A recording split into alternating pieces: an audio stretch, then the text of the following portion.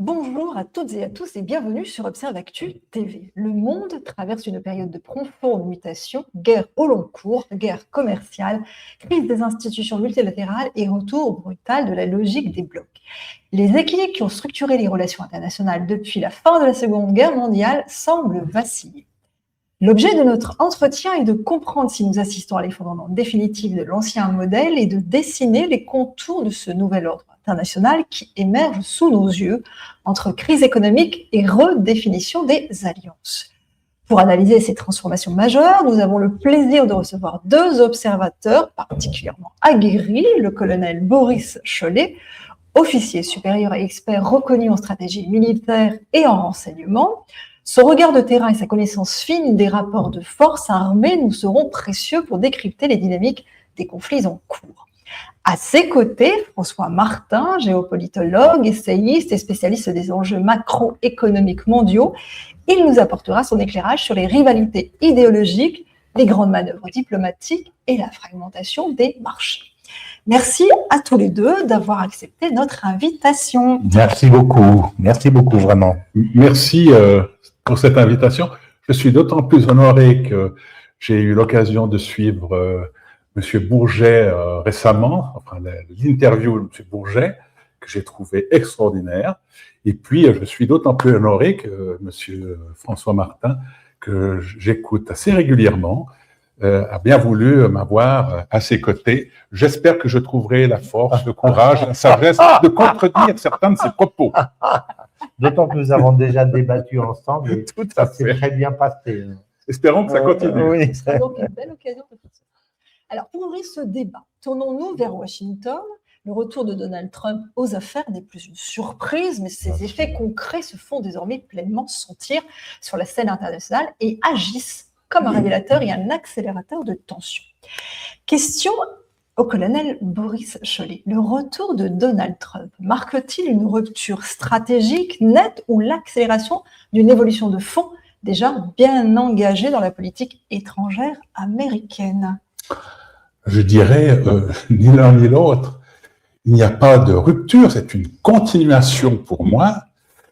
Continuation parce que si vous écoutez, si vous regardez un petit peu l'évolution, on peut reprendre les propos d'un Mackinder qui avait développé la théorie du Heartland. On peut reprendre encore Speakman, Nicholas Speakman, qui lui avait théorisé sur développé la théorie de Mackinder du Heartland sur le Rimland. En clair, l'un développait un interventionnisme en faveur contre la Russie et le second, Speakman, sur interventionniste en faveur ou contre la Chine. Puis ensuite, vous avez, on a eu un troisième, c'était George Kennan. George Kennan, lui, c'était le containment, c'était l'endiguement. Il fallait absolument contenir et la Chine et la Russie, grosso modo. Et ensuite, on a connu Brzezinski, le conseiller de Carter. Lui, c'était l'expansion de l'OTAN, la Osterweiterung, l'élargissement à l'Est. Ensuite, on a connu, après Brzezinski, on a connu Paul Wolfowitz. Alors, Paul Wolfowitz, lui, c'était l'interventionnisme à outrance, c'était le preemptive war, c'était donc non seulement l'attaque préventive, mais l'attaque préemptive, c'est-à-dire on n'attend pas qu'il y ait une menace imminente, on attaque parce qu'on pense qu'on sera attaqué dans les 2-3 ans à venir. Et puis après, on a connu bien sûr le pire de tous, mais ça certainement pas le pire jusqu'à présent, c'était Lindsey Graham. Alors lui, c'était il faut bombarder la Corée, il faut voilà. Paul Wolfowitz, si ma mémoire est bonne, il voulait même, non, c'était Lindsey Graham. Lindsey Graham voulait même qu'on emploie la bombe atomique sur les populations palestiniennes. Non, c'était extraordinaire. Voilà. Donc, vous pouvez voir l'évolution de ceci. Je passe l'épisode de Condoleezza Rice, je passe l'épisode de Colin Powell qui fait un excellent, enfin, à mon avis, un excellent chef d'état-major, même si je n'étais pas dans son état-major. Par contre, comme secrétaire d'État, je crois que tout le monde a compris qui il était. Voilà. Donc, c'est une continuation de cette politique interventionniste. La seule chose que je critique, c'est ceux qui croient que cette politique interventionniste était due à la doctrine Monroe. Mais la doctrine Monroe, c'est non-intervention à l'intérieur, donc la loi sur les agents de l'étranger, ça vient de la doctrine Monroe. Ensuite, c'était pas d'intervention, on va pas s'occuper de l'Europe. Et puis, il y avait la sphère d'influence. Donc, on peut expliquer l'intervention au Venezuela grâce à la doctrine Monroe.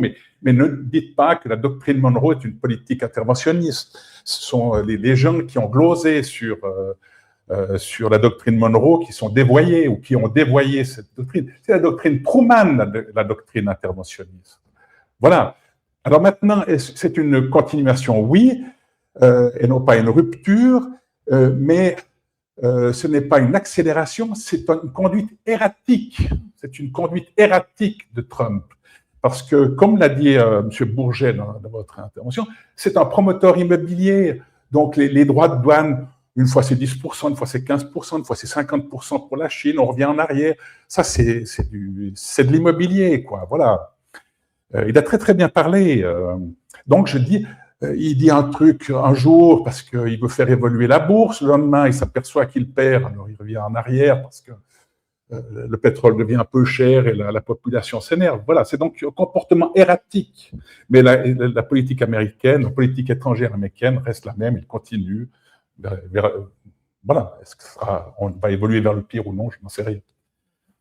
Je me tourne vers vous, François Martin. Selon vous, quelle est la vision géopolitique profonde de Donald Trump aujourd'hui? Cherche-t-il avant tout à préserver l'hégémonie américaine par le bilatéralisme ou à redéfinir complètement les règles de l'ordre international? Alors, avant de répondre à votre question, je vais répondre à la précédente parce que j'ai un avis qui n'est pas contradictoire avec celui de Boris, mais je le présenterai d'une autre façon. Pour moi, c'est pas ni l'un ni l'autre, c'est plutôt l'un et l'autre. L'un et l'autre. Je pense qu'il y a à la fois une continuité et une rupture. Je vais vous étonner en ce qui concerne la continuité. Pour moi, la continuité, c'est pas la continuité d'une agressivité américaine, c'est la continuité du déclin, du déclassement et de la chute des États-Unis. Pour le comprendre, il suffit de se mettre à la place de Trump au moment où il arrive au pouvoir en janvier de l'année dernière. D'abord, et surtout, et j'y reviens toujours, parce que je crois que c'est très important, à l'interview qui est faite par Marco Rubio avec la journaliste Megyn Kelly le 30 janvier. Alors d'abord, on apprend que Marco Rubio, juste après la conférence, il prend l'avion pour aller où? Pour aller à Panama, pour convaincre le gouvernement de Panama de revendre les 2 ports qui appartiennent aux Chinois. Donc on se dit, ce pays qui agresse le monde, etc., qui est extraordinairement agressif, etc., en fait, son principal point de passage pour ses navires de commerce et pour ses navires de guerre, ça passe par Panama et que Panama appartient aux Chinois. Attends, il y a un énorme problème là, il y a quelque chose qui ne va pas. Et ensuite, Megyn Kelly lui dit « What about Ukraine ?» Et il dit « But Ukraine has lost !» Donc, ça veut dire l'Ukraine a perdu. Dès qu'il arrive, il dit l'Ukraine a perdu. Donc, ça veut dire quoi? Et on apprend au fur et à mesure que les Chinois ont 85% du raffinage des terres rares, dont les Américains ont impérativement besoin pour leurs batteries, pour leurs voitures, pour tous leurs équipements, pour leurs avions et leurs armes. Et ils sont obligés d'acheter les terres rares à leurs principaux ennemis pour pouvoir se défendre contre ces ennemis. Mais moi, je dis, qu'est-ce qu'ont fait les démocrates auparavant? Qu'est-ce qu'a fait Clinton? Qu'est-ce qu'a fait Obama? Qu'est-ce qu'ils ont fait pour mettre les États-Unis dans une situation d'une telle gravité? Donc après, on vient chercher Trump en lui disant, maintenant, on va te mettre un casque, on va te mettre un uniforme rouge et un extincteur et tu vas aller éteindre tout ça. Alors, il fait ça comme un sabot, il faut bien dire ce qui est, mais ce n'est pas lui, au départ, qui est responsable de cet énorme déclin qui fait que les États-Unis ont une marine dans un état déplorable, qu'ils ont, ils ont des problèmes de recrutement énormes, les Chinois sont les patrons de l'industrie du monde entier, du commerce du monde entier, Ils ont colonisé complètement l'Amérique du Sud, dont ils sont les premiers investisseurs. Ils ont colonisé ce qu'on ne dit pas le Moyen-Orient parce qu'ils sont les premiers investisseurs au Moyen-Orient devant les Américains. Donc, qu'est-ce qu'ont foutu les Américains jusque-là? Donc, pour moi, Trump, c'est la continuité d'un déclin. Et aujourd'hui, c'est clair que si on regarde les choses, on voit un iceberg et un bateau qui se plante dans l'iceberg. Sur le bateau, il y a écrit USA, mais sur l'iceberg, il y a écrit China. Alors, et pour moi, j'attribue à ça le fait que Trump n'arrive pas ni à gagner la guerre d'Ukraine, ni à gagner la guerre d'Iran. Malgré, d'ailleurs, il n'a plus de réserve d'armes. Comment un grand pays, le premier pays du monde, peut faire la guerre s'il n'a plus d'armes? Alors, ça, c'est ce que j'appelle la continuité dans le déclin et la défaite. Et alors, il y a une rupture. Et la rupture, elle est double. Elle est dans un premier temps dans le fait que si on regarde ce que dit encore une fois Marco Rubio et ce qui est écrit dans la doctrine, parce qu'il faut toujours regarder quand un nouveau régime arrive, quelle est sa doctrine. La doctrine, ça veut dire on laisse tomber les conflits périphériques et on revient sur nos bases. C'est ça la doctrine. Et c'est écrit noir sur blanc. Le Moyen-Orient n'est pas stratégique. C'est écrit dans la doctrine. Bon, ça c'est la doctrine. Mais quand Trump arrive, comme De Gaulle, pour larguer les conflits périphériques et se remettre sur le pays intérieur, la formation, l'école, l'éducation, les jobs, etc., etc., en fait, il ne le fait pas, il fait le contraire. Pourquoi? Parce qu'il a sous-estimé la puissance des lobbies, les lobbies juifs, les lobbies, les marchands d'armes, le fond Il est arrivé avec son MAGA qui lui a dit « Maintenant, tu t'occupes de l'Américain moyen, tu ne t'occupes pas du reste. » Ok. Mais comme il s'est appuyé sur, comment s'appelle-t-elle, cette lobbyiste juive qui lui a donné plusieurs centaines de millions de dollars, etc. Il s'est appuyé sur les grandes banques, il s'est appuyé sur tout le monde. En fait, il est arrivé, et puis quand il est arrivé là, il s'est dit, bon, ben, on va faire la politique de MAGA. Il a dit, non, tu fais pas la politique de MAGA, tu fais la politique parce que nous, on a payé pour que tu sois là, donc tu fais notre politique. Alors, qu'est-ce qu'il fait? Il fait un coup oui, un coup non, un coup oui, que non. Donc, il y a une double rupture, une rupture par rapport à la doctrine qui était là, qui était claire en 2025, et une deuxième rupture qui vient de son échec par rapport à cette doctrine qu'il n'arrive pas à mettre en place. Et aujourd'hui, il joue entre l'un et l'autre. Et à mon avis, il n'a pas véritablement décidé, parce que je ne pense pas qu'il soit déterminé à perdre complètement sa base MAGA, même si aujourd'hui elle est mal en point. Mais s'il récupère sa base MAGA, je dirais, il se trouve sorti du piège et libre, parce qu'il pourra développer sa politique. Mais s'il se met entre les pattes des grandes banques, des marchands d'armes, des sionistes, etc., il est cuit. Donc, je pense que ce qu'il voudrait bien faire, c'est se sortir, en fait, de ces gens-là, qui aujourd'hui le ficellent, dont il est obligé de faire la politique, et puis de pouvoir dire à un moment donné, bon, ben finalement, je trouve un accord avec les Iraniens, je trouve un accord avec les Russes, mais je vais finir avec ça. Je pense que, à mon avis, il va finir par le faire, parce que, non pas parce qu'il le veut, mais parce qu'il ne pourra pas faire autrement. Et c'est comme ça qu'il arrivera à convaincre ces bases, ces ultras de l'un ou de l'autre, je dirais les anti-russes et les anti-Iran, parce qu'il leur dira, vous voyez, si on ne fait pas ça, c'est la catastrophe. Donc, il va leur forcer la main en disant, je suis au pied du mur, comme faisait Hafez el-Assad, à qui on disait que c'était le meilleur négociateur du monde, parce que les autres négociateurs se mettaient au bord du précipice en disant, si tu ne me donnes pas ce que je veux, je tombe. Mais Hafez el-Assad était le plus fort de tous parce que lui, il se jetait dans le trou en disant, ça y est, je suis tombé dans le trou. Maintenant, si vous ne me rattrapez pas en me donnant ce que je veux, je coule mon pays. Voilà. Donc, je subodore, parce que ce n'est pas très facile de savoir ce qu'il fait, parce qu'il change d'avis toutes les chemises, mais comme de chemises. Mais là, on va pouvoir en parler aussi, parce que ce n'est pas si idiot qu'on peut le penser. Mais pour rester dans le cadre de votre question, je pense que voilà là où je pense qu'il y a d'une part une continuité et d'autre part une rupture. Voilà. Et ensuite, il y avait donc la deuxième question que vous m'avez posée. Ça, c'était pour la première. Cherche-t-il avant tout à préserver l'hégémonie américaine par le bilatéralisme ou à redéfinir complètement les règles? Alors, pour moi, il a déjà accepté, si on revient à Marco Rubio encore une fois, il cherche très clairement à redéfinir les rapports dans un système multipolaire, parce que je pense qu'il a bien compris, et Marco Rubio l'a dit, Ukraine has lost, c'est clair comme le jour. Donc, mais par contre, comme il a derrière lui des lobbies puissants qui lui disent « tu vas pas le faire », donc, je veux dire, il fait une politique aujourd'hui je dirais même pas que c'est une politique d'hégémonie parce qu'il n'en a pas les moyens. Donc, je pense qu'il sait très bien, mais disons qu'il va dans le sens de ses adversaires de l'intérieur parce que, ou parce que la pression est trop forte, on dira, ou parce qu'il n'a pas les guts, comme on dit, pour leur dire allez vous faire voir, moi je suis ma ligne. Et puis, donc, pour l'instant, il est dans le piège et on ne sait pas encore s'il va en sortir ou non. Voilà.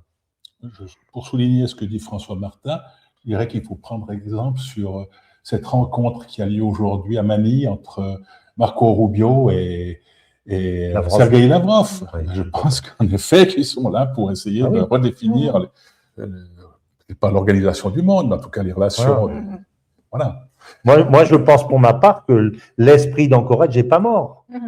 Je vais même aller encore plus loin. Il est d'autant moins mort que celui qui porte l'esprit d'Anchorage, c'est-à-dire les affaires en direct entre les Russes et les Américains, c'est un conseiller de Poutine qui s'appelle Kirill Dmitriev. Bon, il faut savoir que Kirill Dmitriev a fait ses études aux États-Unis.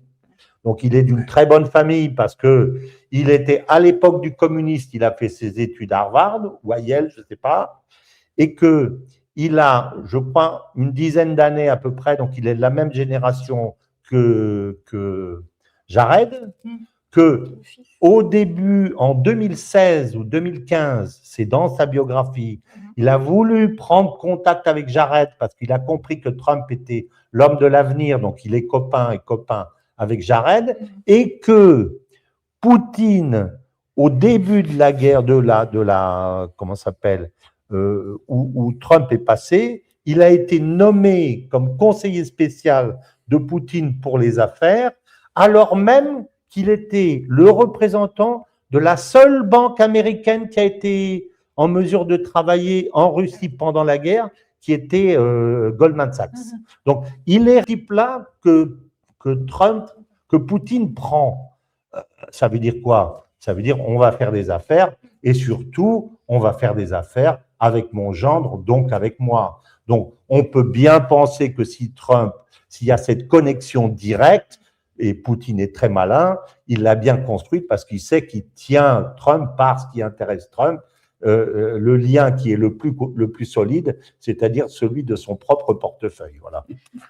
On est d'accord. Absolument. Voilà. Absolument. Alors, cette vision américaine du monde est immédiatement mise à l'épreuve sur le terrain le plus inflammable du globe, le Moyen-Orient. Un théâtre où la tragédie de Gaza et la confrontation avec l'Iran sont désormais indissociables et ont redistribué toutes les cartes. Question à nouveau à François Martin. Après près de 3 années d'un conflit dévastateur, quel est aujourd'hui l'objectif politique réel d'Israël à Gaza et comment cette crise a-t-elle à ce point affaibli les institutions internationales? Alors, moi j'ai une idée, c'est que, si vous voulez, pour moi Gaza est au bout de sa vie. Parce que en fait, Israël est au bout de sa vie. Pourquoi? Parce que en fait, Netanyahou, si vous regardez Netanyahou selon la propagande de guerre qui est celle d'Israël, comme elle a été toujours celle des États-Unis, c'est plus je frappe, plus je suis fort, plus je suis fort, plus je suis vainqueur. Mais en fait, si on y réfléchit, frapper et frapper fort avec beaucoup de bombes ne veut pas dire du tout être vainqueur. Vous êtes vainqueur quand vous transformez une violence militaire en victoire politique. Or, où sont ces victoires politiques? À Gaza, pas de victoire politique. En Iran, pas de victoire politique. En Syrie, pas de victoire politique. Le pays n'est pas détruit en morceaux. Au Liban, pas de victoire politique. Ils sont vietnamisés. Donc Tout ce qu'a fait, comment il s'appelle, Netanyahou, ce n'est qu'un échec politique. Et ça se voit aujourd'hui dans la préparation des futures élections, puisque aujourd'hui on prévoit chez Netanyahou une quarantaine de députés, chez Eisenkot 41 ou 42 députés, donc Eisenkot tout seul aurait plus que Netanyahou, plus l'opposition avec Naftali Bennett et Yair Lapid, 20 ou 25 députés. Donc ça veut dire que l'opposition à Netanyahou, aujourd'hui, elle aurait déjà 65 députés sur 120 députés de la Knesset. Donc Netanyahou, à mon avis, il est cuit. Alors, comme il est très malin, comme on ne sait pas s'il va arriver, attendons que les choses soient faites, mais je veux dire, il paiera le résultat de son échec, sans pour autant, il faut bien dire ça, que si c'est l'un des trois qui est à la tête de l'État d'Israël à partir des élections d'octobre, c'est pas pour autant qu'il dira qu'il faut faire la paix avec l'Iran, mais il dira simplement que Netanyahou s'est débrouillé comme un manche, parce qu'il a détruit, encore une fois, ce que j'appelais le crédit victimaire d'Israël. Le crédit victimaire, c'est le fait de s'être appuyé sur la Shoah pour profiter des côtés positifs de la Shoah pour pouvoir construire et développer, et ce depuis 1949, une politique de prédation qui était faite par tous les prédécesseurs de Netanyahou, mais que Netanyahou a transformé d'une façon extraordinaire. Et vous savez, il y a une chose en politique, et d'une façon générale, les gens acceptent les hypocrites plus que les cyniques. Les hypocrites, ça passe parce que tout le monde sait que ce qu'ils font, c'est hypocrite, mais comme ils ne le disent pas ouvertement, on dit bon, ben ça passe et tout le monde est hypocrite avec les hypocrites. Par contre, quand on est cynique, en disant, vous voyez, c'est des animaux humains, ce que pensaient les autres précédemment, on va leur envoyer des bombes atomiques, ce que les autres pensaient précédemment mais ne disaient pas. À partir de ce moment-là, on dira, ben non, c'est pas possible, etc. Et le résultat, c'est que monte l'opinion des jeunes Américains, l'opinion des Américains, et surtout l'opinion qui grandit de plus en plus des Juifs diasporiques qui disent, mais nous, on veut pas payer pour ça, c'est pas nous, on est les enfants de Menuhin, on est les enfants de Chagall, on est les enfants d'Einstein, on n'est pas les enfants de ces bourreaux de Smotrich et d'Elvire, on n'a jamais voulu ça. Donc je pense que ce que va payer Netanyahou, c'est le fait de s'être totalement enfermé dans sa solitude. Et d'ailleurs, les Palestiniens le savent tellement bien qu'ils ont appelé ça le moment sud-africain. C'est-à-dire que l'objectif de leur guerre, c'est d'isoler politiquement, juridiquement, philosophiquement Netanyahou, et c'est à ce moment-là qu'ils auront gagné la guerre. Et Netanyahou n'a pas compris une chose, parce qu'il est trop orgueilleux, c'est qu'il était dans le cadre d'une guerre du faible au fort, et que dans le cadre d'une guerre du faible au fort, le faible gagne quand il a gagné la guerre médiatique.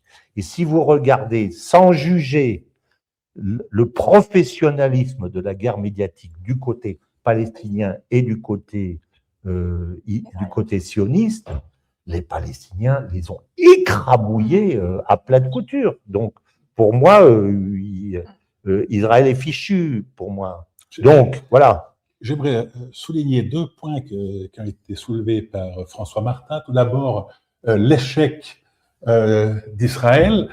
N'oublions pas ce qu'avait dit Netanyahou au début du conflit. Il avait dit, nous allons changer la face de la région, nous allons changer la face du Moyen-Orient, nous allons changer la face du monde. Voilà. Et puis ensuite, François Martin a parlé des États-Unis en plein déclin. Nous vivons le déclin d'Israël parce que Israël agit contre son propre ADN. Moi, je me souviens des années 60, on voyait Israël comme une démocratie, la démocratie du Moyen-Orient, et aujourd'hui, c'est tout le contraire. Et c'est la raison pour laquelle certains milieux en Israël se rendent compte que les populations, en tous les cas en Europe, ont changé d'avis ou changé de point de vue sur Israël, raison pour laquelle ils ont envoyé leur ancien chef du Mossad, Yossi Cohen, vendre son livre Combattre pour la liberté, c'est une très jolie opération d'information. Donc, une opération d'information, ça vise les populations pour essayer d'améliorer l'image d'Israël. Voilà, c'est tout ceci pour souligner ce que vient de dire François Martin. Voilà. Et pour conclure là-dessus, je reprendrai le titre du dernier livre qui vient de sortir de Michel Fer, qui s'appelle « Redevenir juif », alors que Ben Gourion disait « Les antisémites sont nos meilleurs alliés parce qu'ils nous envoient tous ces abrutis de juifs diasporiques qui les envoient chez nous sous notre coupe et on en fait ce qu'on en veut ». Donc en fait, ils détestaient la judéité diasporique, mais il ne le disait pas ouvertement. Aujourd'hui, le sous-titre du livre de Michel Fer, c'est « Les mésaventures d'un pacte de blanchiment réciproque ». Ça veut dire exactement ce que ça veut dire, c'est qu'avant, tout le monde se blanchissait à qui mieux en disant « Vive la Shoah » et puis derrière, on faisait ce qu'on voulait. Mais avec ce qu'a fait Netanyahou, une bombe serait licite, ce sont des animaux humains, on va les tuer, le tir libre sur les enfants, etc., etc. C'est tellement horrible que tout le monde se dit, non seulement les opinions américaines qui ne sont pas juifs, mais également les juifs diasporiques, nous ne voulons plus de ça. Ça, c'est pas nous. On n'en veut pas. Donc, je trouve que le sous-titre du livre de Michel Fer est très bien choisi. Les mésaventures d'un pacte de blanchiment réciproque. Il y a comment dire, les vêtements sont sortis de la machine, ils sont pas blancs, ils sont tout noirs. Donc tout le monde dit attends, j'en veux pas. Et surtout les diasporiques, ils ont bien raison. Je me tourne vers vous, Maurice Chollet. La logique militaire semble avoir totalement supplanté la solution politique à Gaza. Dans ce contexte, les récentes frappes directes américaines et israéliennes contre l'Iran ont-elles modifié durablement les équilibres militaires de la région? Karl von Clausewitz avait dit que la guerre, c'est la continuation de la politique par d'autres moyens. Voilà pour répondre à votre première question. La deuxième, c'est est-ce que l'emploi de l'armée a modifié les équilibres? Moi, je ne vois pas de modification dans les équilibres. On est arrivé au même point. C'est-à-dire qu'on a, malgré toutes ces actions... Alors, peut-être relever un point important, c'est tous ces bombardements faits par les États-Unis. C'est John Warden 3, pour ceux qui s'intéressent un petit peu à la stratégie. John Warden 3, c'était la théorie des 5 cercles. On bombarde, mais on bombarde d'abord le premier cercle, ensuite le deuxième cercle. Mais là, on a eu une série pendant 40 jours, on tire un peu partout. Maintenant, ça recommence, on tire de nouveau un peu partout, mais faut faire attention. Donc, c'est John Warden, mais de manière... pas erratique, mais au hasard. Et puis, il y a encore une autre doctrine, c'est celle d'Alfred Mahon. Alfred Mahon, lui, il a développé la théorie selon laquelle qui contrôle le commerce contrôle la richesse mondiale, qui contrôle la richesse mondiale contrôle le monde. Et maintenant, on voit que tout ce que fait Trump, tout ce que font les États-Unis, c'est démolir le commerce. Donc, c'est marrant, mais très mal employé. Et puis, moi, je reste convaincu que Trump restera dans la mémoire des peuples comme le président Herbert Hoover. Herbert Hoover, c'était la Grande Dépression de 1929, et puis c'était la dégradation des relations euro-atlantiques. Donc, voilà. Est-ce que ça, c'est une victoire de la part de Trump? Je ne le pense pas. François Martin, l'objectif de Washington est-il purement d'interrompre le programme nucléaire iranien ou s'inscrit-il dans une refonte régionale beaucoup plus large? Le début de votre... L'objectif de Washington. Ah oui, l'objectif de Washington. Alors écoutez, je ne sais pas si Washington a un véritable objectif dans cette affaire. Je pense qu'ils y sont allés en sachant ce qu'ils faisaient, et je vais l'expliquer, mais qu'une fois qu'ils y sont allés, ils ne savent plus quoi faire. Bon, pourquoi ils y sont allés? Tout le monde dit ils ont été complètement idiots d'y aller, etc. c'est Netanyahou qui leur a bourré le mou, etc. Je ne suis pas si sûr que ça. Parce que quand on déclenche une guerre, surtout pour s'attaquer à, je dirais, un cactus plein de piquants comme l'Iran, on a une idée des raisons pour lesquelles on le fait. Et je pense qu'il y en a deux. Je pense que ce qui obnubile Trump aujourd'hui, essentiellement, c'est pas l'Iran, c'est la Chine. Et que derrière l'Iran, ce qu'il voulait, c'était embêter la Chine. De deux façons, à mon avis. La première façon, c'est parce que l'Iran exporte son pétrole essentiellement vers la Chine. La Chine n'achète pas que du pétrole, elle achète du gaz, elle a du charbon, elle s'équipe de centrales nucléaires à toute vitesse. Donc, ça n'aurait pas fait... Excusez-moi. Ça n'aurait pas fait fondamentalement chuter la Chine. Mais ça aurait donné à Trump un levier de négociation. Et il avait une autre raison, à mon avis, de le faire. Et là, je reviens à quelque chose dont on a eu l'occasion de parler à plusieurs reprises avec Abdel-Jalil. C'est un pacte construit par les Chinois qui a un peu aujourd'hui, je dirais, qui est un peu le bec dans l'eau, mais qui n'est pas mort du tout, à mon avis, entre l'Iran, sous l'égide de la Chine, et l'Arabie saoudite. Et si ceci était sorti, et Marandi a confirmé que ce pacte existait, même s'il n'a pas été rendu public, je pense parce que les Saoudiens avaient un peu la pétoche de le faire, parce qu'ils avaient peur de la réaction américaine, mais si Marandi l'a fait, c'est pour les picoter un peu, et puis parce que c'est vrai. Et en plus, on lui a posé la question, il a confirmé qu'il existait. Si ce pacte était sorti, c'était une victoire stratégique de la Chine colossale, parce que ça veut dire que derrière l'Arabie saoudite, tous les autres pays, sauf les Émirats arabes unis, passaient sous l'égide chinoise. Et d'après des renseignements qu'on a obtenus, depuis comment s'appelle-t-il, l'accord de Pékin de 2023, Wang Yi, qui est le ministre des Affaires étrangères, a fait 36 voyages en 3 ans. C'est-à-dire, il a fait un voyage par mois en Arabie saoudite et évidemment en Iran pour consolider le pacte. Donc, il a fait que ça. Ça veut dire quoi? Ça veut dire que ceci est absolument fondamental. Et je rappelle, ça les gens ne le savent pas, que j'avais fait un article là-dessus en 2021. En 2016, le Parti communiste chinois avait fait un grand travail qui avait été développé à Canton, par le doyen de l'université de Pékin, qui visait à faire tomber et à remplacer les États-Unis.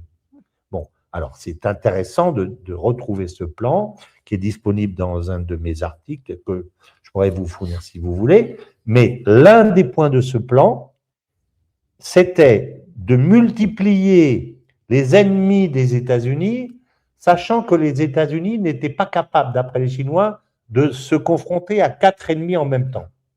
Et ils avaient choisi à l'époque, c'est donc il y a 10 ans de ça, ils avaient choisi le Brésil, parce que le Brésil est dans l'arrière-cour américaine, que le Brésil est puissant, qu'il y a Lula da Silva qui est un socialiste, etc. Donc ils s'étaient dit, on va pousser le Brésil. Donc ils ont investi au Brésil, etc.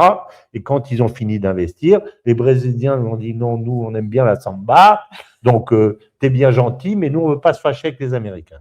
Donc ils ont trouvé un autre adversaire, et à mon avis, ils ont été déterminés que le meilleur adversaire, c'était l'Iran, à travers un accord à construire avec l'Arabie saoudite, parce que là, ils frappent les États-Unis au cœur de leur système financier. Voilà, c'est ça qu'ils ont fait. Donc, je pense que ceci était tellement grave que Trump, au vu d'un danger pareil, même si Netanyahou lui a dit, écoute, ça va être facile, en une semaine, on a réglé le problème, ne pouvait pas faire autrement, à mon avis, que y aller. Par contre, ce que je trouve absolument ahurissant et là encore, je reparle du manque de professionnalisme américain, c'est que quand on a un pays de 91 millions d'habitants avec des montagnes partout, on ne le déstabilise pas en le bombardant ou en menaçant d'envoyer des troupes. On l'obtient en faisant une guerre psychologique, une guerre économique, une guerre monétaire, en soulevant les Baloutches et en soulevant les populations irakiennes, etc. On le désorganise de l'intérieur. Alors, la méthode qui a été utilisée, d'abord, la décision ne pouvait pas être prise. La déstabilisation de l'Iran, elle aurait dû être la priorité absolue des États-Unis depuis au moins 10 ans ou 20 ans. C'est ça que je trouve incroyable, c'est qu'à un moment donné, on laisse à Trump la responsabilité d'aller attaquer l'Iran. Mais c'est trop tard.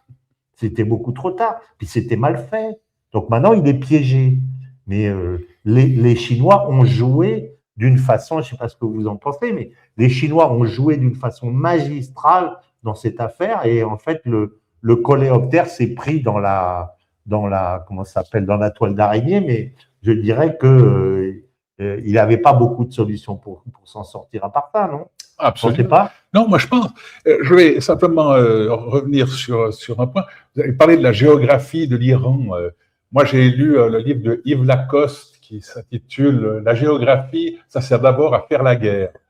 Quand on voit les côtes, le profil des côtes iraniennes sur, on dira, le golfe Persique ou le golfe de Trump, eh bien, ça a été renforcé, c'est montagneux, il y a des recoins, c'est terrible comme truc. L'autre côté, vous avez du sable, quoi. Voilà, donc cette géographie est importante. Puis les Chinois, peut-être pour être plus terre à terre ou plus militaires, c'est eux qui ont refait tout le système des communications militaires. Ce sont eux qui ont aidé les Iraniens à construire leurs souterrains. Voilà, donc et ils ont pris le temps. Le temps, ça compte pour les Chinois, donc non, ce n'était que folie pour moi. Alors, voilà, je ne veux pas rallonger parce que je pense que vous avez d'autres questions à poser, mais en plus, je rajouterai quelque chose à ce que vous dites, c'est qu'ils ont été sous la coupe, alors pas pendant 47 ans, parce qu'il y a les 10 ans de guerre civile, d'effroyable de guerre civile qui a été fomentée par les Occidentaux, pas oublier, avec les Soviétiques à l'époque, qui étaient dans notre camp contre les Iraniens. Donc, mais après, les 30 ans suivants, ça a été Ali Khamenei. Et ils ont eu à la tête de ce pays un type tout à fait extraordinaire qui n'a cessé de préparer la guerre dans ses moindres détails sans jamais la faire.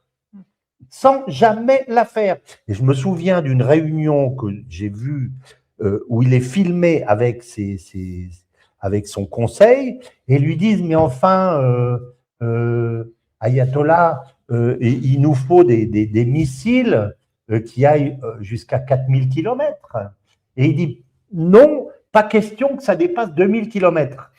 Parce qu'il ne faut pas terroriser les Européens. » Donc, en fait, ce type qui était d'une prudence absolue a fait comme je dirais dans l'histoire de la cassette, là. Il a accumulé des forces dans sa cassette et jamais il a voulu s'en servir. Donc, quand il est mort, en fait, les Occidentaux ont libéré, je dirais, une bombe atomique politique avec tous les types qui étaient de la génération derrière qui disent « Mais il faut qu'on serve de tout ça. » Et lui, à chaque fois, il disait « Non, non, non, non. » Donc, maintenant, les gars, ils ont envie de se battre, en fait. On les a empêchés de mettre les grandes boxes pendant 30 ans. Ben maintenant, alors on s'étonne que tout le monde se fait bombarder. Mais pour autant, ce type qui n'était pas un pacifiste, il a tout préparé avec l'aide des Chinois, avec l'aide des Russes, etc. Mais il ne s'en est jamais servi. C'est vraiment étonnant comme philosophie. Hein? Voilà. Merci. Sur le plan purement stratégique, une guerre ouverte et frontale entre les États-Unis, Israël et l'Iran est-elle inévitable ou la logique militaire actuelle à Gaza et au Liban nous condamne-t-elle à une guerre d'usure indirecte mais permanente? À mon avis, on devrait… pour l'instant, c'est plutôt une guerre d'usure. D'ailleurs, on le voit en Ukraine. Je veux pas revenir sur le livre d'Alexandre Svechine qui s'intitule Strategia. En russe, on pourrait traduire par l'art opératif ou stratégie. Mais lui, il a théorisé sur justement la guerre d'usure. Et quand les Russes ont compris qu'ils n'auraient pas Kiev en 3 à 4 jours, ils sont commencés à repenser Alexandre Svechine.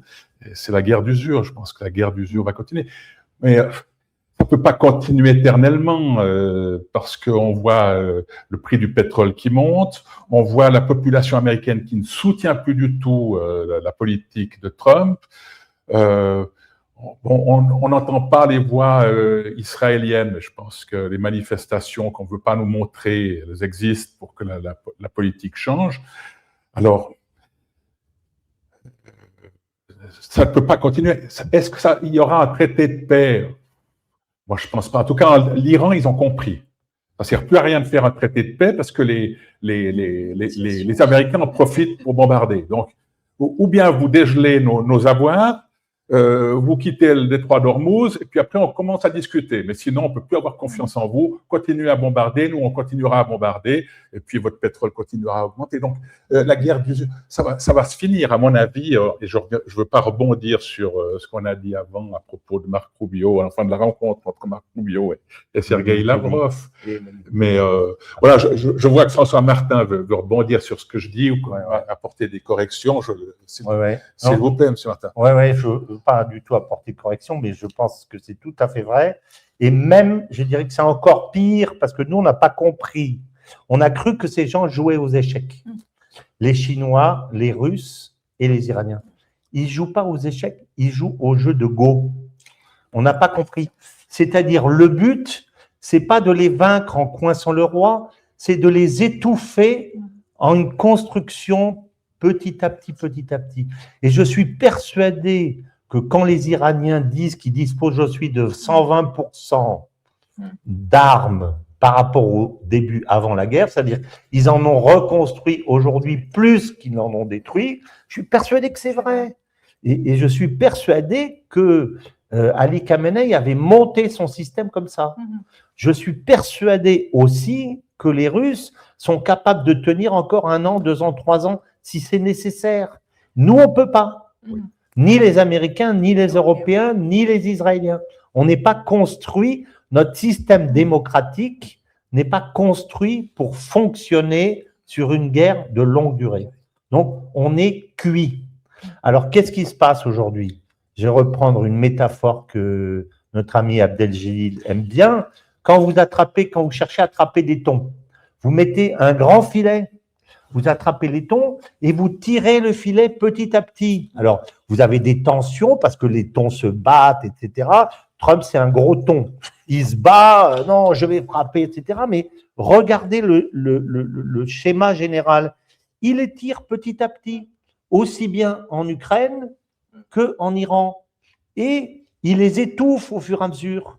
Ils n'ont plus d'armes, ils n'ont plus d'armée, ils ne peuvent pas envoyer le contingent, ils ne peuvent rien faire. Les Européens sont en train d'être étouffés.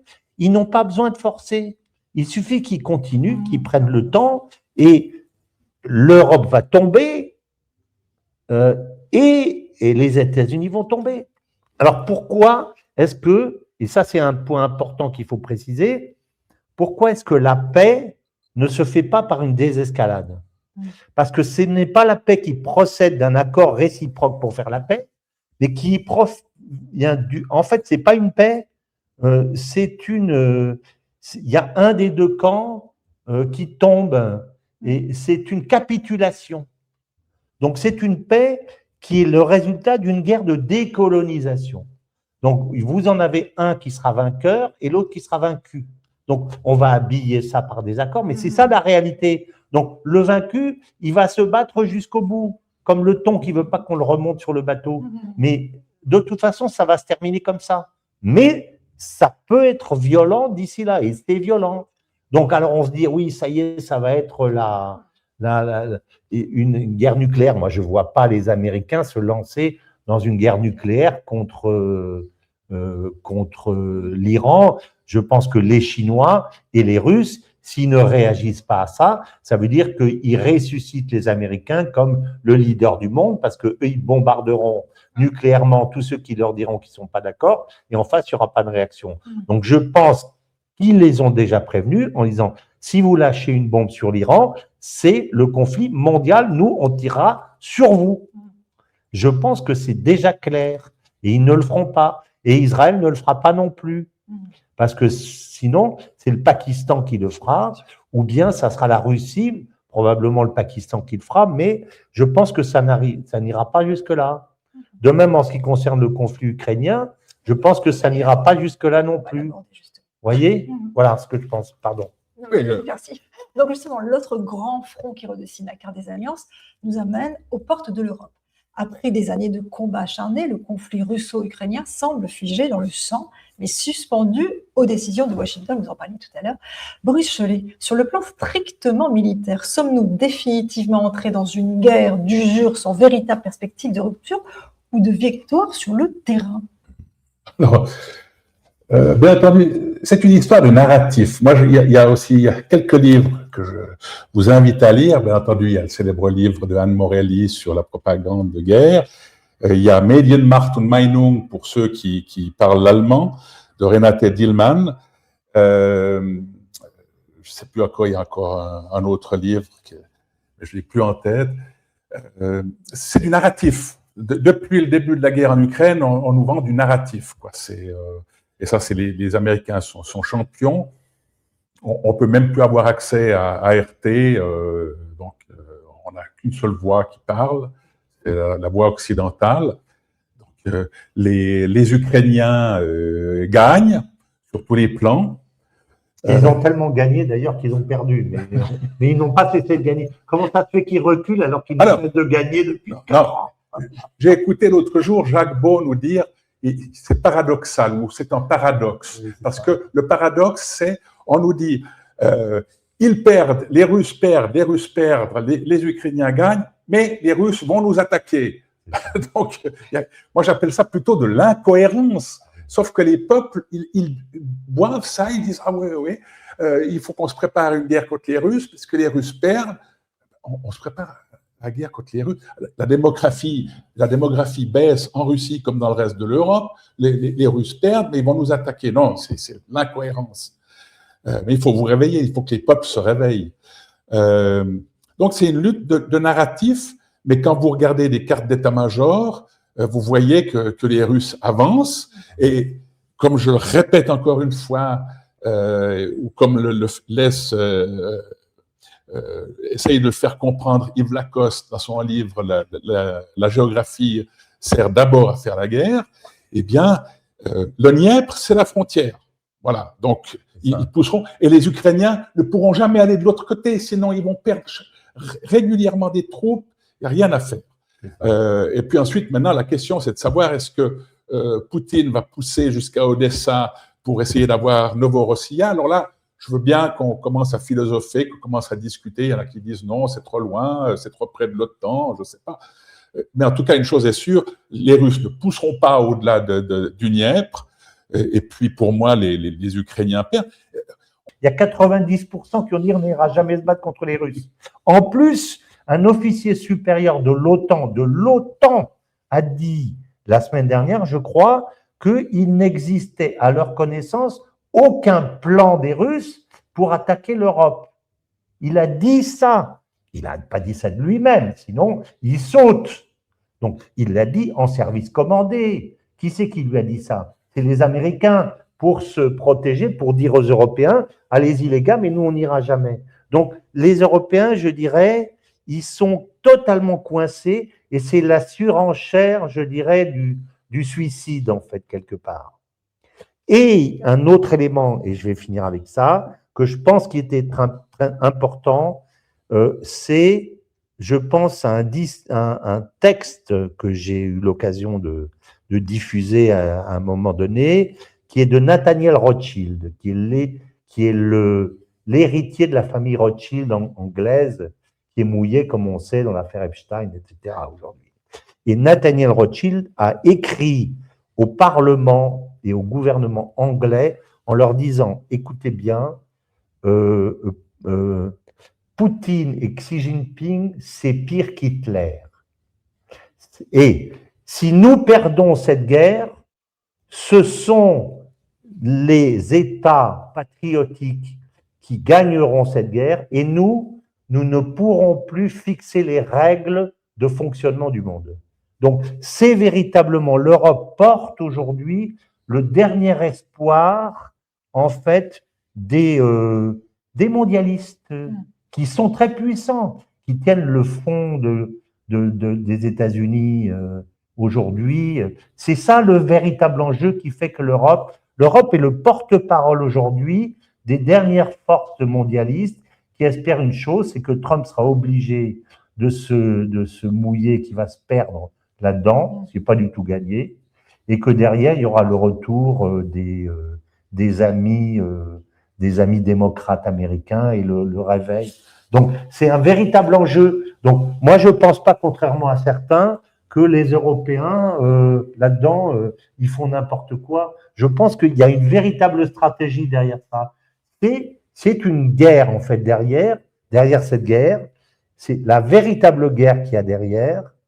Il y en a deux. C'est une guerre sud contre nord. Et il y a surtout une guerre, à mon avis, entre progressistes et conservateurs au niveau mondial. Moi, je crois profondément ça. Je peux me l'imaginer. Maintenant, j'aimerais revenir sur 3 points, en espérant que je vais me souvenir de ces 3 points que je peux formuler. Des fois, j'oublie en passant. Mais on avait parlé de la guerre d'usure. On avait dit qu'on n'a pas les moyens. Il faut écouter Jean-Bernard Pinatel. C'est un général qui doit avoir passé 80 ans. Alors, Pardon ? Un excellent ami à moi. Alors, général Jean-Bernard, il a écrit en tout cas un livre que j'ai lu, mais je n'ai plus le titre en tête. Alors, ceux qui détestent ce qu'il raconte diront « Ah, il souffre de démence sénile ». Mais moi, je peux vous dire, il n'est pas sénile du tout. Hein. Moi, je l'ai écouté. Il dit qu'il manque la base industrielle. Ah oui. Donc, on ne pourra rien faire contre les Russes et véritablement, ils veulent nous attaquer. Donc, ça, c'est une chose qui est importante. Je veux rebondir sur ce qu'on a dit sur les généraux otanisés. Et il y a le général Michel Yakovlev. C'est quand même un phénomène, Michel Yakovlev. Là où l'OTAN est engagée, il défend la thèse de l'OTAN. Là où l'OTAN n'est pas engagée, alors il critique l'OTAN. Alors, je prends l'exemple de la Russie. Alors, il a toujours dit « Ah, le Nord Stream, c'est un coup des Russes, les Russes perdent. » Très bien. Il a quand même récemment dû revenir en arrière pour dire « Nord Stream, c'est un coup des Ukrainiens. » Voilà. Parce que justement, il ne pouvait pas faire autrement. Et puis, comme l'OTAN n'est pas engagée, officiellement en Iran, alors il critique la politique américaine. C'est extraordinaire. Ça, c'est Michel Yakovlev. Alors, pour les généraux otanisés, je dirais que tous ceux qui sont dans le moule, ceux qui sont actifs, ils défendent bec et ongle l'image de l'OTAN. Et puis ceux qui ont été à l'ONU, parce qu'il y en a qui est vraiment pathétique, c'est le général Dominique Trinquant. Il en devient pathétique, quoi. Moi, je peux plus l'écouter, je vous le dis sincèrement. Il était toujours dans les salons. Mais il y a un général allemand que j'ai très bien connu. C'était le général Harald Kuyat. Très tôt, il a dit que les Russes allaient gagner. Très tôt, il l'a dit. Alors que c'était le général inspecteur de la Bundeswehr. Et puis, vous avez encore d'autres. Le général Henri Pinard-Legris. Aussi, au même moment, il disait les Russes vont gagner. Que vous le vouliez ou non, ça durera. Ce que ça durera, les Russes vont gagner. Alors, bien entendu, on ne les entend plus, ces gens-là. Ils sont mis au rencard. Voilà. Tandis que ceux qui sortent, justement, du moule, qui ont fini, qui sont à la retraite, c'est ceux-là qu'il faut écouter, parce qu'ils sont libres, vous comprenez? Moi, quand j'étais à l'armée, je défendais, parce que un militaire, c'est un loyaliste, il suit ce qu'on lui dit de dire. Moi, j'ai jamais attaqué ou critiqué quoi que ce soit dans notre armée. Je suis devenu critique depuis le temps que je suis dehors. Et j'ai attendu d'être loin depuis 3 ans pour pouvoir enfin prendre la parole. Voilà. Donc, c'est tout à fait exact ce qu'il dit à propos des généraux otanisés. Voilà, je ne sais plus quel était le 3e point que je voulais encore soulever, mais ça me reviendra peut-être plus tard. Voilà. Ils ne pourront pas. Alors, par contre, là où je pense, et en ce sens-là, la question est très intéressante et très importante, c'est que moi, je serais un jeune Chinois, membre du Parti communiste chinois, plein d'énergie, plein d'envie, plein de rage de vaincre, etc., je me disais, mais il coule tellement vite, il faut tout manger. Donc, j'accélérerais le caractère, comment dire, totalitaire, aujourd'hui potentiel du régime chinois. Pourquoi je vais me priver? On a les terres rares, on a le commerce, on a l'industrie, demain on aura la finance, on aura le Moyen-Orient, on aura l'Amérique latine, ils sont cuits. Donc, et d'un autre côté, je pense qu'il y a une autre partie de l'administration chinoise et des gens qui comptent, qui sont plus des vieux de la vieille, et qui sont plus des gens qui disent l'harmonie, il ne faut pas faire peur aux Russes, il ne faut pas faire peur aux Indonésiens, il ne faut pas faire peur à l'Europe, il ne faut même pas faire peur aux Américains, il faut les manger, mais il faut prendre notre temps, doucement, l'amitié entre les peuples. On tient le système des BRICS, on tient tout ça, ça ne nous sert à rien de tendre les relations. Donc, je pense que là où ce à quoi on va assister dans les années qui viennent, ça va être une guerre à mort entre ces deux tendances. Si c'est la tendance, je dirais, traditionnelle qui gagne, on aura un système qui va continuer à se construire petit à petit avec une liberté réciproque pour les pays et pour les peuples. Sinon, on aura obligatoirement un retour d'un dirigeant américain qui fera campagne sur l'humiliation et on aura une nouvelle guerre froide entre cette fois-ci la Chine et les États-Unis qui sera pire que la précédente dont on ne sait pas là où elle sortira parce qu'on aura deux puissances, une vraiment sur le déclin et l'une qui est décidée à lui mettre la tête dans le sable et là, à mon avis, ça sera très difficile. Et je pense, en tant que Français, que la France, dans un système comme ça, à supposer qu'elle a repris la main et la maîtrise de sa politique internationale, a véritablement un rôle à jouer parce qu'un certain nombre de pays ne voudront pas être pris en sandwich comme autrefois. Et donc, la France pourrait, à mon avis, avec la Russie et avec l'Inde, reprendre la tête d'un mouvement des non-alignés, nouvelle manière pour dire on peut se parler, on peut s'entendre. Voilà un peu comment je verrai les choses. Donc, recomposition certainement, mais dans quel sens? Je pense qu'aujourd'hui, on ne le sait pas encore. Je tourne vers vous, Boris Chollet. Les sanctions économiques et les blocus technologiques sont-ils devenus, dans le renseignement et la stratégie moderne, des armes de destruction massive aussi efficaces que les moyens militaires conventionnels? Les sanctions économiques. Alors, les sanctions économiques, je reviendrai à la célèbre affirmation de Bruno Le Maire, qui était plus fort pour l'écriture de livres érotiques que pour l'économie. Mais enfin, les Suisses l'admirant tellement, ils lui avaient fait la proposition de venir enseigner à l'EPFL, à l'Université de Lausanne, comme quoi il y a des fois des traits de génie chez les Suisses. Bruno Le Maire avait dit, nous allons mettre à genoux… On n'a pas été à Lausanne, alors il ne faut pas le rencontrer, c'est ça, non? Ah oui, c'est ça, pardon, ah oui, j'ai compris, ça y est. Nous allons mettre l'économie russe à genoux. Nous en sommes au 21e paquet de sanctions. Et pour les images que j'ai reçues d'amis russes qui habitent Lausanne et qui vont régulièrement à Yaroslav, donc ils ne vont pas à Moscou, hein, ce sont des gens qui ne vont pas à Moscou, à Saint-Pétersbourg, ils vont dans la région de Yaroslav. Je ne sais même pas où est Yaroslav, pour vous dire. Enfin, c'est pas Eh bien, ils me montrent des images, celles que j'ai vues quand j'allais en URSS à l'époque avec mes parents. Bon. Donc, on voit l'efficacité. À un moment donné, même dans Atlantico, qui est quand même une référence hein, dans le monde occidental, on a dit que l'effet des sanctions économiques était décevant. Je ne sais plus quel jour, mais j'ai ça dans mon carnet, je peux vous retrouver la date. Et puis, je vous invite à lire un des deux articles d'Arnaud de Tézac. Je regrette que Arnaud de Tézac n'écrive pas plus ou plus souvent, parce qu'il a écrit deux choses importantes. Il a écrit l'ineptie des sanctions économiques. Il faut lire cet article. Bien entendu, c'était au début où tout le monde voulait avoir la peau de l'économie russe. Alors, bien entendu, Arnaud de Tézac critiquait. Mais enfin, l'ineptie, il faut lire cet article. Puis le deuxième, c'est « Aller simple, pour l'OTAN. Donc, aller simple de la Suisse pour l'OTAN. C'est comme ça qu'il fallait le lire.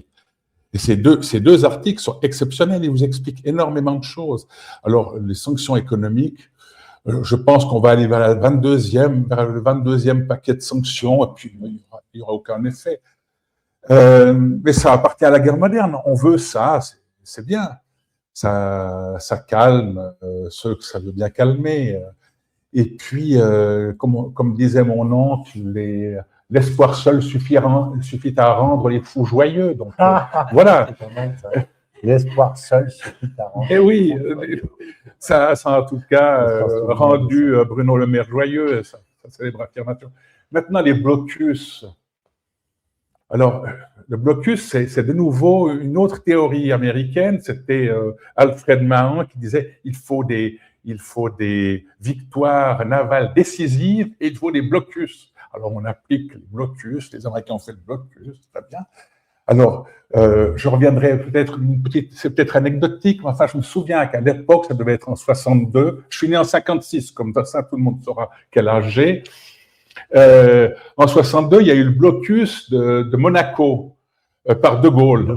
On a vu combien de temps ça a tenu et on a vu l'effet sur Monaco. Puis ensuite, je crois que c'était dans les années 2017, mais je peux me tromper. Je vous dis, je me trompe dans les dates souvent. Alors, en 2017, c'était le blocus du Qatar par l'Arabie Saoudite. On a vu la victoire de l'Arabie Saoudite, quoi. Je sais pas, mais c'est vrai. Et le célèbre blocus de Napoléon sur l'Angleterre. On a vu comment ça s'est terminé. Bravo. Le plus beau blocus de l'histoire. Oui. Ça, hein. Mais on veut ça parce que ça impressionne les peuples. Donc, voilà, tant mieux. Je sais pas. Mais oui, ça appartient à la guerre moderne, mais c'est d'une inutilité. Et puis, il ne faut pas oublier l'effet boomerang. Hein. Alors, l'effet boomerang, vous avez vu le blocus des pétroliers par les Américains dans le détroit d'Ormuz, et puis l'effet sur le prix du pétrole. On veut plus du gaz, on veut plus du gaz russe. On a vu le prix du gaz en Suisse. Moi, quand je regarde ce que je payais avant la guerre et ce que je paye aujourd'hui pour mon gaz, je dis merci aux Occidentaux. Et personne ne se regimbe, hein, personne ne se regimbe, oui. Tout le monde est content. Ouais. Je vais rajouter une petite remarque à ce que vous dites, c'est que le blocus est quelque chose qui a fonctionné, je dirais, dans la guerre moderne, dans la mesure où c'était les États-Unis qui décidaient le blocus d'un pays plus petit, où ils étaient hégémoniques ou pratiquement, parce que quand ils disaient on fait le blocus d'un tel, tout le monde faisait le blocus. Donc dans ce cas-là, le petit pouvait crever, les femmes et les enfants. Moi, j'ai vendu du lait pendant une période de ma vie, du lait en poudre, et la Turquie a fait fortune en vendant du lait en poudre, des marchandises de première nécessité à l'Iran et à l'Irak. Voilà. Et donc, on a fait crever des millions d'enfants dans les deux pays, avec le plus grand, flegme, en disant, on fait le blocus de la Syrie, de Bachar el-Assad pendant 13 ans, on fait le blocus pendant 47 ans de l'Iran, etc., etc. Et ça a fonctionné, et on a tué avec en toute tranquillité d'esprit des millions de personnes, simplement parce qu'on les a pas vues mourir. Mais elles sont mortes de faim. Et en particulier les enfants, quand les mamans n'avaient plus de lait. Voilà. Donc ça, il faut pas oublier ça. Mais c'est quelque chose qui ne fonctionne plus dans la guerre postmoderne, où s'est installé un système de BRICS. Et ça, je l'ai vu dès le début de la guerre d'Ukraine. Quand on a voulu faire le blocus de la Russie, organiser le blocus de la Russie, la plupart, 70 ou 80% des pays de la planète ont dit « Vous êtes gentils, mais nous, on n'y va pas ». Et quand j'ai vu ça, c'était une semaine après la guerre d'Ukraine, je me suis dit « Ça y est, la Russie a gagné ». Parce que quand on organise le blocus d'un pays et que tout le monde fait le blocus avec vous, il est en blocus. Mais quand vous organisez le blocus d'un pays et que tout le monde vous dit non, c'est vous qui êtes en blocus. Donc en fait, on n'a pas compris ça. Donc on a continué à vouloir faire le blocus et on s'est mis en blocus de plus en plus.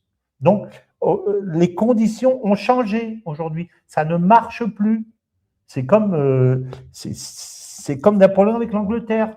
Lui, il voulait faire le blocus, mais le Portugal ne voulait pas, l'Espagne ne voulait pas, la Russie ne pouvait pas, donc il pouvait toujours y aller. Les conditions du monde avaient changé. Aujourd'hui, les conditions du monde ont changé. Donc, ça ne marche pas. Voilà, donc il faut trouver un autre truc, mais ça ne marche pas. Alors, la théorie de François Martin concernant le blocus contre les petits États confirme, à mon sens, ma théorie. Moi, je reste convaincu, je ne sais pas si vous êtes au courant de ces bilatérales 3 que la Suisse est appelée à ratifier avec l'Union européenne. Ce sont des accords commerciaux. Et moi, je dis que, mais je n'ai aucune preuve, hein. Attention, je n'ai aucune preuve. Mais je reste convaincu que des menaces ont été proférées à l'encontre de notre Conseil fédéral, c'est-à-dire notre gouvernement, ou bien vous ratifiez les bilatérales, ou bien nous ferons le blocus, c'est-à-dire que vous ne vendrez plus rien dans l'Union européenne. Voilà. Et comme l'Union européenne est autour de nous, ça confirme, on peut faire le blocus de la Suisse contre les petits pays. Voilà, ça c'est bien possible, ça, je crois très volontiers ça. Ouais.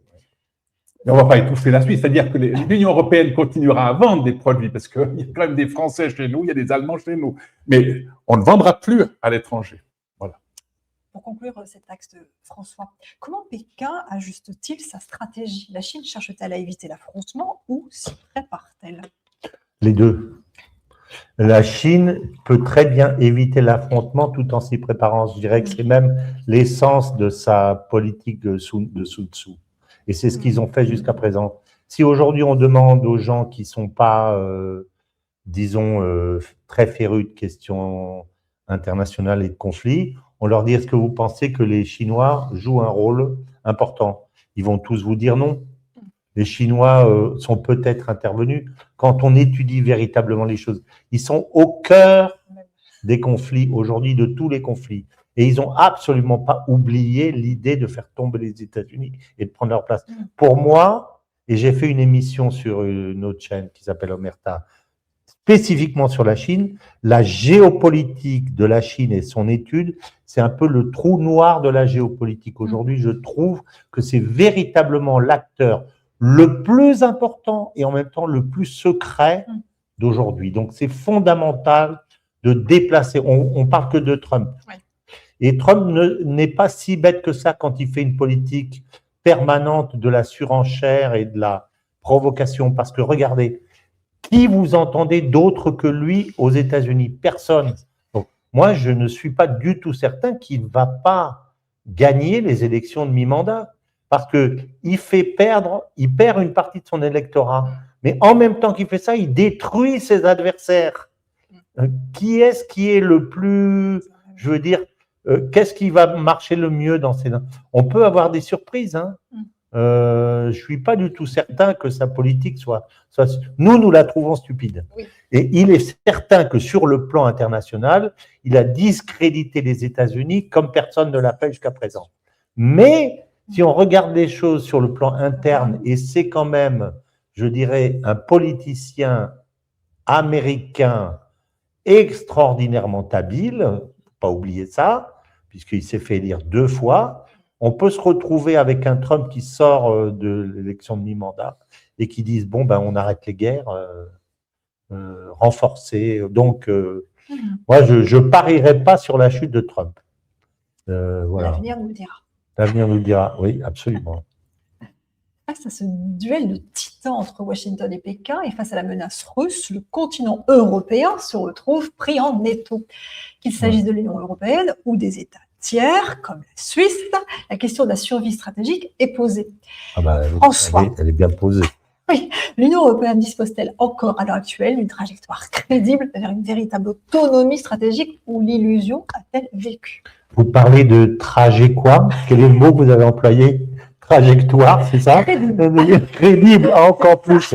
Je ne sais même pas s'il y a une trajectoire encore moins crédible. Aujourd'hui, on voit, je dirais, une bande de pauvres nains qui se battent au milieu d'un marécage en se disant encore une minute, monsieur le bourreau, c'est à peu près ça. Et je pense que d'une part, lorsque la guerre d'Iran va s'arrêter, parce qu'à mon avis, elle s'arrêtera en premier, parce qu'on ne l'a pas dit, mais les Iraniens, ils ont le bouton, eux, ils ont le bouton sur le bouton rouge de la guerre nucléaire. Sauf que ce n'est pas une guerre nucléaire, c'est une guerre nucléaire économique. Et ça, c'est la seule chose dont les Américains et Trump ont véritablement peur, parce que derrière lui, il y a tous ces financiers qui lui disent si l'économie se casse la figure, si on vit une crise de 29, on te massacre. Donc, il ne peut pas. Donc, il bombarde tant que le pétrole, vous remarquerez, est en dessous de 110 $. Donc, il a signé le mémorandum uniquement pour sortir de la zone rouge.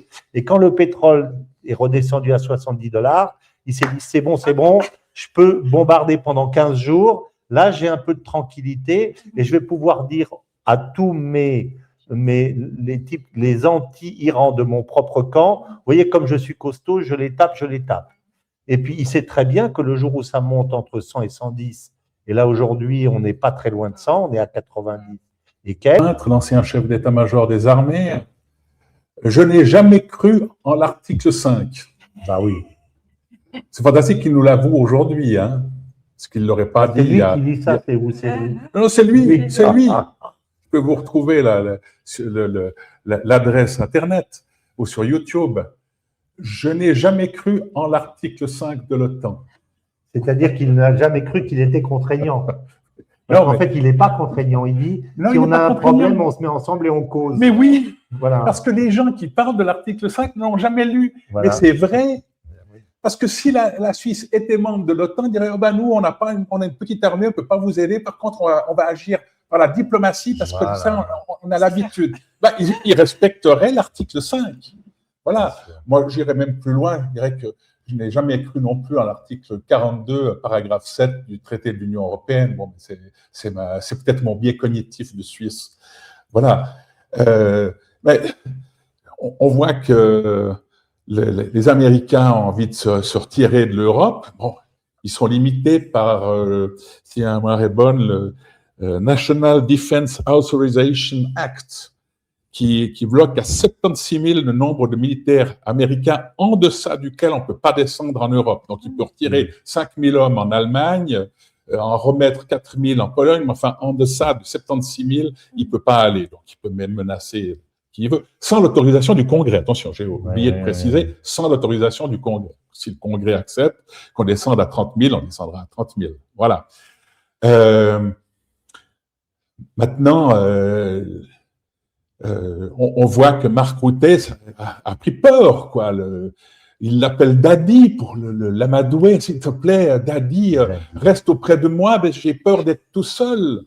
Il aurait pu dire mamie. Mais oui, mais c'est extraordinaire. Et on voit tous cette coalition des volontaires, la coalition des peureux, en fait. Ils sont prêts à n'importe quelle compromission pour que l'Amérique reste. Alors que De Gaulle avait un peu plus de courage et a tout fait pour que les Américains partent. Voilà. Mais c'était une autre envergure. Que dire de plus sur cet article 5, hormis le fait qu'il faut vraiment le relire, il faut vraiment, ou le lire, parce que beaucoup en parlent mais ne l'ont jamais lu. Et puis, on a peur que les États-Unis sortent, parce que alors, à ce moment-là, c'est l'avenue qui est ouverte, ou l'autoroute qui est ouverte aux Russes, mais à la Russie éternelle. Voilà. En plus, ce que vous dites, c'est que si on regarde la réalité des peuples qu'on accepte de voir, les Polonais détestent les Allemands détestent les Français, les Anglais détestent tout le monde. En fait, tous ces gens-là sont prêts à sortir le couteau pour poignarder le copain à la moindre occasion. Donc, alors, je vais abonder dans ce sens que pour la Pologne, il y a deux adversaires à court terme ou à moyen terme. D'un côté, c'est l'Allemagne qui devient de plus en plus puissante, et puis de l'autre côté, c'est les Russes. On peut comprendre, hein, qu'on soit pour ou contre les Russes, on peut comprendre que pour eux, c'est une menace. Alors, où ils ont commandé leur matériel, les Polonais, c'est en Corée du Sud.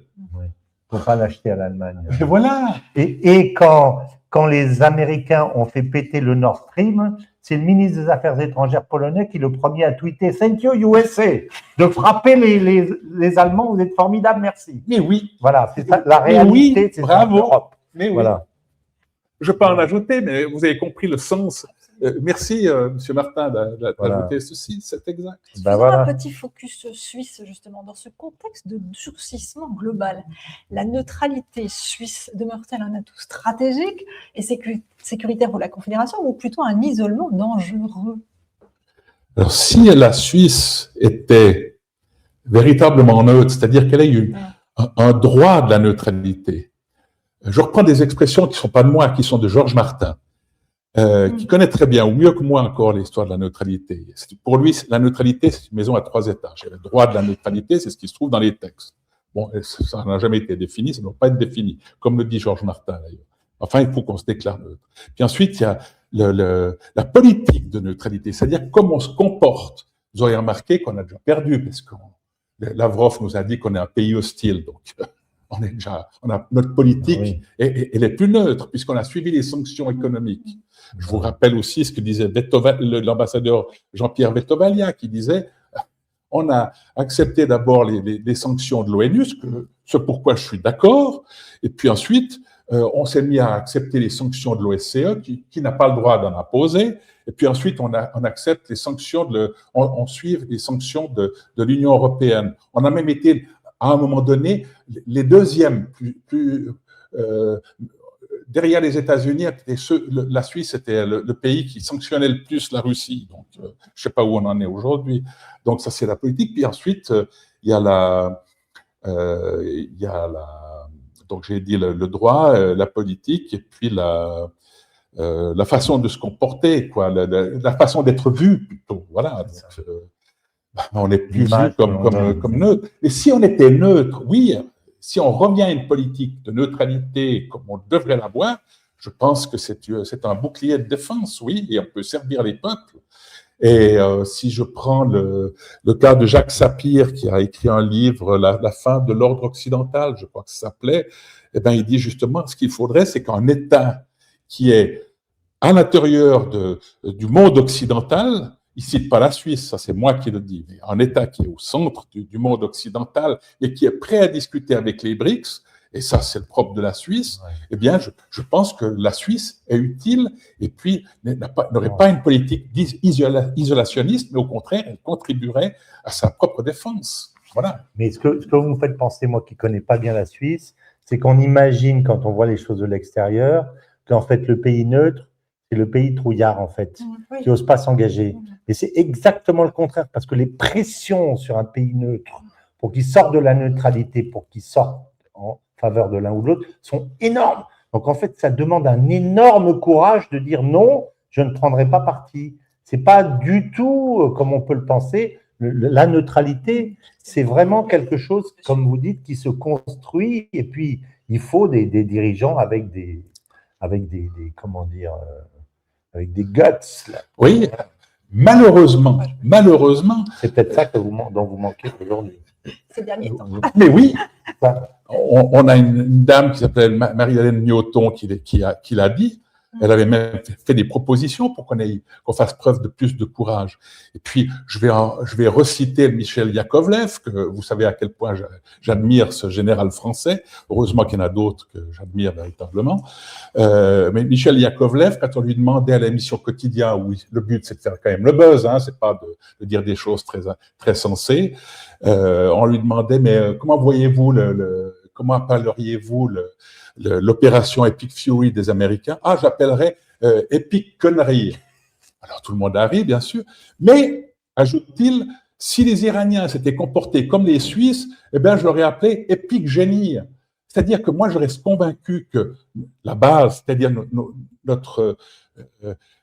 j'aime pas trop employer le mot de milicien pour les Français, parce que pour vous, c'est les collaborateurs. Chez nous, la milice, c'est des gens qui ont un travail, et puis qui, par période, fait du service militaire. Donc, la base, on dira, jusqu'au grade de colonel, je me mets même dans le lot, hein, eh bien, je pense que ça marche, ça fonctionne bien. Malheureusement, le poisson pourrissant par la tête, eh bien, tout ce qui est au-dessus, alors on va me dire, oui, il est jaloux parce qu'il n'a pas pu devenir général, c'est une autre histoire, je pourrais vous dire pourquoi je ne suis pas devenu général. Mais, eh bien,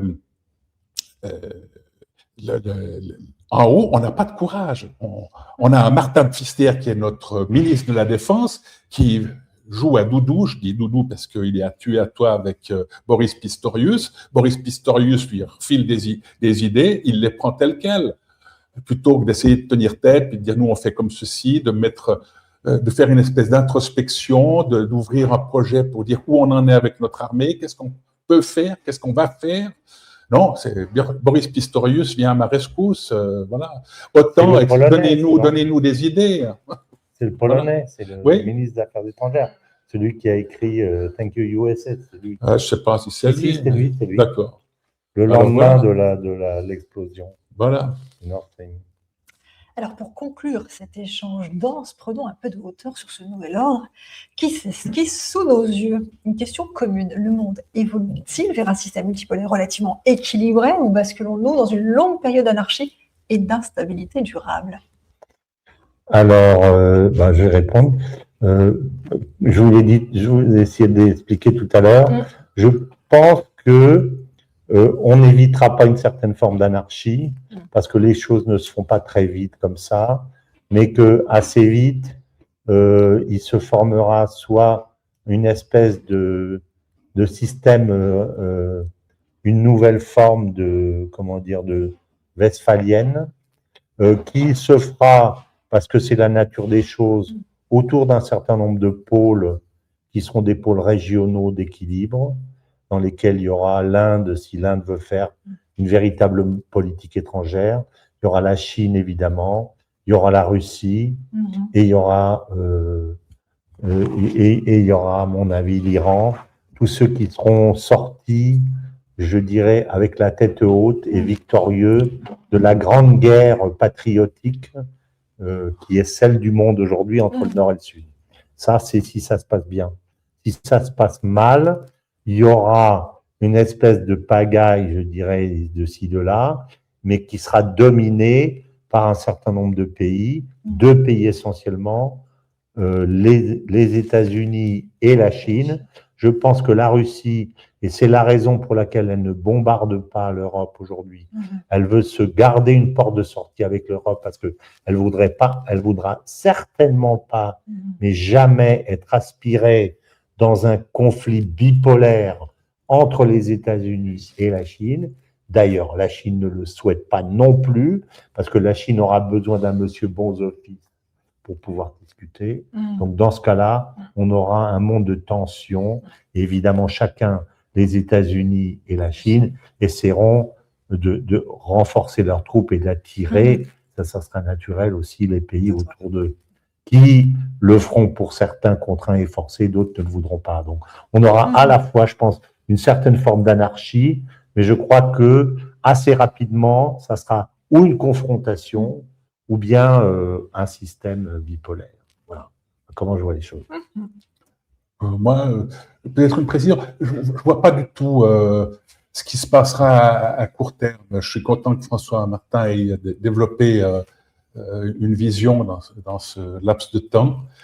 J'en suis bien personnellement incapable, mais pour ce qui est, on dira, du moyen ou du long terme, je vois plutôt comme Bertrand Badi des alliances plus souples et moins contraignantes que l'OTAN ou l'Union européenne. Voilà. Mais c'est pas vraiment ma vision, mais je dirais que Bertrand Badi m'offre une certaine perspective. Ouais. J'ai pas rajouté que dans ce système-là, de toute façon, et là je suis d'accord avec Boris, l'OTAN et l'Europe auront disparu en tant qu'entité telles qu'elles existent aujourd'hui. Ça, c'est certain. On l'a compris. On est dans tous les cas. Ma question de conclusion.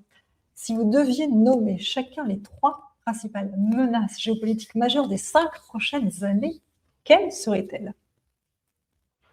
Eh ben, moi, je dirais une menace nucléaire parce qu'on ne peut pas l'exclure totalement, même si je n'y crois pas parce que je crois au caractère froid et raisonnable de principaux acteurs, essentiellement en Russie et en Chine et en Iran. Ce sont des acteurs rationnels qui veulent construire quelque chose, qui savent ce qu'ils veulent, mais on ne peut pas exclure qu'il y ait un fou quelque part. Ça ne peut pas être exclu, parce que de toute façon, ça sera une période tendue. La deuxième, ça sera forcément une période d'appauvrissement économique majeur en Europe et aux États-Unis. On va tous payer. Là, on n'a pas commencé à payer les résultats de la guerre d'Iran, hein, mais on va le payer. Donc, inflation galopante, etc. Et le troisième, si j'en mettrais un, qui est un peu un corollaire du deuxième, ça va être des révoltes des peuples qui vont se monter contre leurs dirigeants, plus les uns contre les autres, parce qu'il y a des pays où il y a différentes sortes de communautés, et je pense en particulier en France, sans rentrer dans les détails, mais quand vous avez des communautés où dans toute l'Europe c'est comme ça, aux États-Unis c'est comme ça, en Afrique c'est comme ça partout, quand c'est ça, il y a les frustrations qui ressortent, pourquoi est-ce que moi je suis maltraité par rapport aux autres, et puis on sort les flingues et on se tire dessus et on va sortir les machettes. Donc ça, c'est véritablement quelque chose qui nous pend au nez. C'est pour ça qu'il faudra beaucoup de sang-froid, il faudra des paroles de paix, il faudra... Et je crois que ce que nous avons essayé tous les deux, c'est de montrer qu'à travers tout ça, il y a des chemins qui existent. Voilà, ça c'est très important de montrer aux gens parce que les gens ont une tendance au désespoir et certains analystes ont une tendance au catastrophisme. Alors, le catastrophisme existe, il a des fondements, mais il y a aussi des chemins logiques qui existent, et puis des constantes, comme on a dit, l'histoire du filet de pêche avec les thons, moi je le vois se construire sous mes yeux. Donc si c'est ça, il y aura un vainqueur et un vaincu. Et si ça c'est assez clair, on peut avoir une certaine forme de paix. Donc le pire n'est pas sûr. Voilà. Merci, Boris. Vous connaissez mon biais cognitif, qui est celui d'un Suisse. La géopolitique, pour moi, c'est quelque chose de très petit. Hein. Pourtant, les Suisses sont parmi les gens. Il y avait même, j'ai fait beaucoup de voile, il y avait un club haute mer de Suisse. Oui, c'est juste, oui. Et les Suisses ont une vision panoramique des questions internationales beaucoup plus développée que les Français. Que Dieu vous entende. Donc, ils sont dans un petit pays, mais ils n'ont pas un petit esprit. Merci, M. François Martin. Voilà, les Suisses vous remercient par ma voix. Ouais. Non, mais j'aimerais citer un livre qui a été écrit par un Suisse. C'est Bernard Wicht, Guerre en Europe. Eh bien, la troisième menace évoquée par François Martin, c'est celle qui se trouve dans ce livre. Tout à fait. Voilà. J'aime énormément Bernard Wicht. Voilà. Ben, la troisième menace, c'est celle-ci pour lui. Exactement. Même pour la Suisse. Il dit d'ailleurs qu'on rentrera dans un système qui sera un système médiéval où la défense va être locale parce que les États seront faillis partout. Absolument. Voilà, c'est ça qu'il dit. Eh bien, on voit que François Martin l'a lu. Alors, pour ma part, je dirais, moi, je vois trois menaces. Mais il y en a une qui va se recouper avec celle de François Martin. La première menace, pour moi, c'est la ratification de ces bilatérales 3. C'est-à-dire, pour moi, si on ratifie ces bilatérales 3, c'est mettre la main dans l'adhésion de la Suisse à l'Union européenne. Et la voie de la Suisse sera terminée. Or, on ne devrait jamais manger avec le diable, même avec une longue cuillère. Moi, j'ai une grande admiration pour les États, nations. Je dois dire que j'ai eu d'excellents contacts avec les Norvégiens, surtout avec les Français qui m'ont ouvert leurs portes. Au renseignement, j'ai eu tout ce que je voulais, sincèrement. Bon.